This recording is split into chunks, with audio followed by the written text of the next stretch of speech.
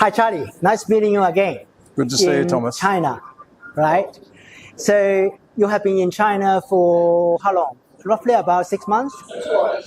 What, this trip or altogether? Altogether, since last year. Since November last year. Right. Okay. So in other words, you have been here for 3 times. Three Right? times. So what is your impression of medical development in China at the moment? Look, I've been very fortunate to have traveled to China since I was a young boy. Right. And every time I come, I'm impressed with the rapidly developing industry, Yes. or the industrial juggernaut of China. Right. I've also been impressed with the people, how industrious they are, their sense of cooperation and collaboration. And I hate to say this, and for want of a better word, their no bullshit approach to life. And what I mean by that is that they don't sweat the small stuff. Yes. They tend to see the big picture. Right. And I just get the feeling that, doctors, for example, are all about trying to improve the results for their patients. I see. I know how much they earn. They don't earn that much money. They're certainly not the biggest money earners in China. Yeah. So they're not money driven. Yes. They don't appear to be ego driven. They appear to be driven simply by wanting to improve the lot and the outcome of their patients. Right. I have heard a lot of good things about you. Some of the students who attend your lectures or watching your demonstration online and also on ground, they just saying that one of the guru from the other world be able to come over to teach them. And I was told that there have been more than 15,000 students online listening to your lecture. Yes. How do you feel? Excited? Yeah, I feel very honored. Right.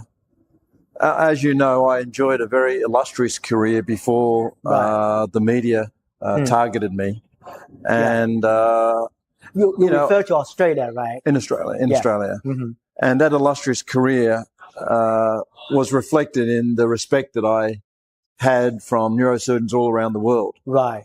Of course, then the media hit, and the whole cancel culture, unfortunately, made me feel like I wasn't worthy anymore, and that I had no more respect. Right. But in China, thankfully, they don't speak English, and they don't read the English social media platforms. And they have been completely oblivious to the negative media. Right. And they treat me with the same sort of respect that they did pre-2020 when the media hit. Right. So, look, I'm not trying to blow my own trumpet, or I'm not trying to say that I'm not appreciative of their respect, but I've always had their respect. Yeah. And this continuing respect is part of, I think, them trying to improve their own standard of care, neurosurgical care. The fact that there were 15,890 people watching me talk yesterday virtually is a testament to their thirst and hunger for knowledge. Yeah, I can't agree more, put this way. And believe it or not, they have, some of them read your background, but they say because of jealousy, they realize why this wonderful man, guru in neurosurgery, be with us. Thank you for their jealousy. Otherwise, we won't have this good man with us. Now, that was the impression I got from some of them. Yeah, look, there's this incredibly dichotomy between how I'm portrayed in the media versus how I'm portrayed in real life. Yes. So if you look at my CV and my list of publications, there are many publications on complications of neurosurgery. Right. And I'm widely respected, not just for my surgical skills, but for my honesty in presenting complications. Yes. So for the media then to come out and say that I have been hiding my complications, or that I don't learn from my complications is something that is diametrically opposite to the opinion of most neurosurgeons in the world who have read my articles and have heard me speak. Yeah. So if you speak to my fellows, for example, they'll tell you that not only do they learn surgery when they come and do my fellowship, but they learn how to treat their patients with respect, right? Honor their wishes, and be honest about outcomes. Yeah. And then for the media then to say he's not that sort of person, and everyone's perplexed. Like, hang on, that's not the person we've known for the last 30 years, right? Or 40 years. The person we've known is actually very honest about his complications. He presents them, right? And he owns them.